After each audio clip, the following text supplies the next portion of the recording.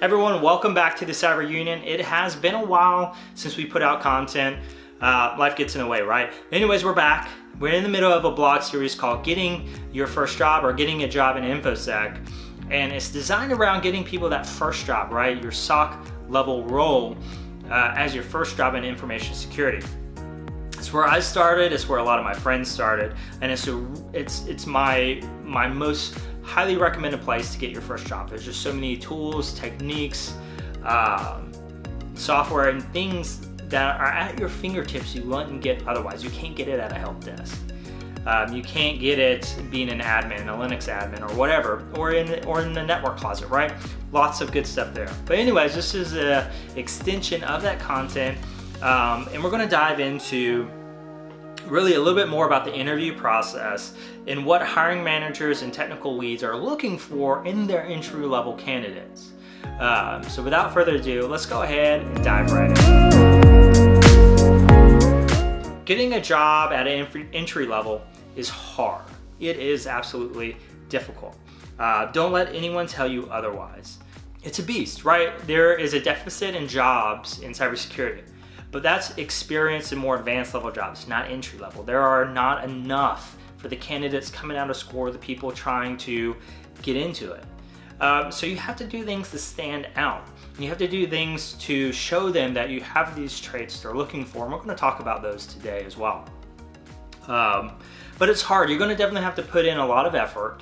It's not, you get a certification, you put in a resume, you get a job offer. It doesn't work that way. You're gonna have to be putting in the time, looking at jobs, finding job sites, fine-tuning your resume, working on your LinkedIn profile. All these things we talk about in our blog series, right? It really does take a lot of work, so don't think otherwise, okay? But it is still possible, you can get there. So let's go on to number 2. What are they actually looking for in these entry-level candidates?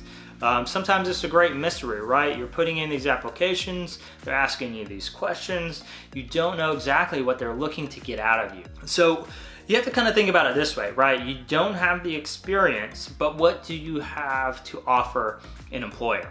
Well, you have your work ethic, you have the knowledge you've accumulated from self-study, you have passion. These are all things they're looking for.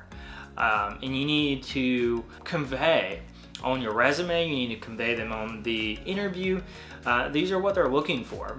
Why? You may be asking yourself, why do they care about these things? Well, because you have to have the ability to be able to learn the stuff you need to learn. It is literally like a fire hose of knowledge coming at you your first couple of months in InfoSec. I'm still learning stuff every day now, even as a senior level practitioner. It's just not, you can't help it. So they're looking for people that can keep up with the amount of technology coming out, all the changes, the new practices. They're looking for someone who can keep up because you're going to be easier to teach. You're going to learn quicker, and they're going to be able to start making money from you quicker, right? That's the whole point of the game of business, is to make money. So if they have hired someone and all they are costing them time and money, right? They're paying you, but they're not getting any value out of you. You're a bad hire. So you want to convey that you're going to be a good hire, that you're going to help them make money, that you're going to be able to get up and going quicker. And another thing they're looking for is a good culture fit. It's super weird, a very vague term, but it really is important. Google's well known for looking for people that fit their culture. Apple has, they're looking for people. I worked at a place where they went so far to look for people is that they had almost like a psychological evaluation and graded people from 0 to 10. What it was grading you off of is the baseline of the company culture. How close were you to the current company culture? And how they determine that baseline is they graded everyone that works there now, average up their score, and that's the baseline. Now they compare everyone else to that baseline, and they look at how the deviations from that baseline, right? So confusing, I know. But if you weren't within a couple of deviations, you wouldn't ever get an offer because you didn't think like them, you didn't believe in the same stuff as them, you just wouldn't have done well there. It kind of sucks, right? You pass the interview, you do well technically, but you fail the process because you're not a good culture fit. It sucks. But I would say don't really worry about that because you probably wouldn't have been happy there anyways, right? If you don't think the same way as the people there, if you don't get along with the people there, it's really going to blend or bleed into your work life, right? Your coworkers are going to be miserable with you, the clients are probably going to be miserable with you, and it's just going to bring down the rest of the group. So you do really want to be at a place that you belong, that you'll get along well at. So again, don't worry about it. If you fell because of a culture fit, you wouldn't have been happy there anyways. Keep moving along and find another good place. All right, so the final part of this video is actual interview tips. So we gave you questions to study in a blog. Now we're going to give you tips, the things to do so you can crush that interview and stand above the rest of your competitors in that interviewing, right, against you. It's competitive. There's only a few slots. There's a bunch of you interviewing. So how do you stand out? This is how you can stand out. All right. The first part of that is to actually practice. Some schools are doing really good now and having practice interview days with the professors and the counselors there, so you can get practice answering technical questions. So take advantage of this if you can. Have a mentor or a buddy start asking you questions. If you need an idea of what questions to practice, hop on over to the blog. I'll put a link there. There's, I think, 8 interview questions or interview topics that are really common in these interviews. Practice those.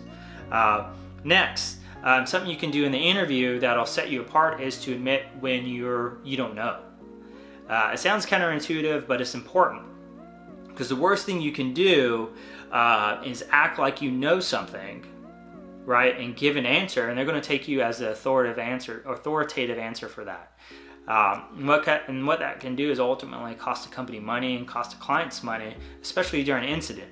You say you've cleared that system and you didn't ever touch it, you're going to get in trouble, right? You're going to cost money, you're going to cost time. You give an answer that's completely wrong and it's just a guess, but you're telling them, yeah, this is it. You're telling them authoritatively, and it's wrong. Again, it's going to hurt them. So they want to know that you're self-aware, because it's important, right? At the end of the day, we rely on the expertise of our peers to solve problems. We can't. There's no way a single person can know it all. Therefore, we rely on the experiences and knowledge bases of the people we work with. Letting them know, yeah, I don't know this, is very important, to show them that you're self-aware. But don't stop there. Still attempt to answer the question even though you don't know it. So something like, yeah, I'm not sure, I never came across this, however, I'll give it a shot. And then explain your reasoning for your answer.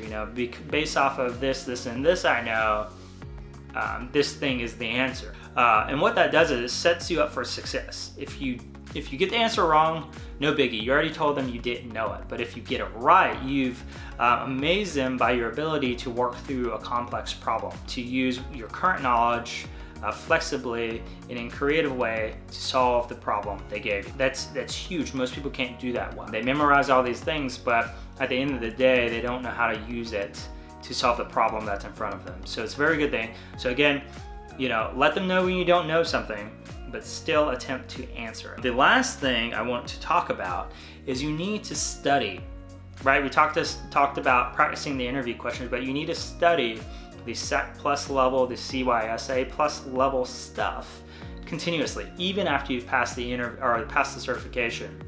And this is simply because most people forget it as soon as they take the exam. And what this does is it makes you look bad on the interview. If you have the certification and I'm asking you things from the certification, you don't give me the answers, I think you just memorized it, brain dump, and forgot it all. It happens more than you think. And the problem is that all of these entry-level interviews are based on the CYSA plus, SEC plus level information. So you're in trouble if you forgot all of that.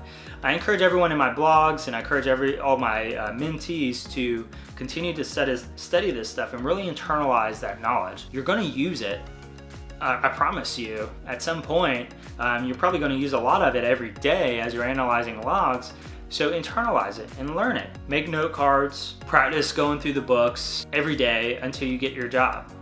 and then move on to something else. But you need to study that, you need to internalize it, you need to know it, because they're going to be asking you about that stuff. The worst thing you can do is study it and forget it. All right, so that's it for this first video in a long time. If you liked it or you got something out of it, give me a like at the bottom, share it with your peers, and feel free to subscribe. We'll have more videos coming out. We're going to try to do every week or every other week, get something out to you guys, and it's going to be in line with whatever the blog series is at the time. Thanks again for hopping on the Cyber Union's YouTube channel, and we'll see you next time around.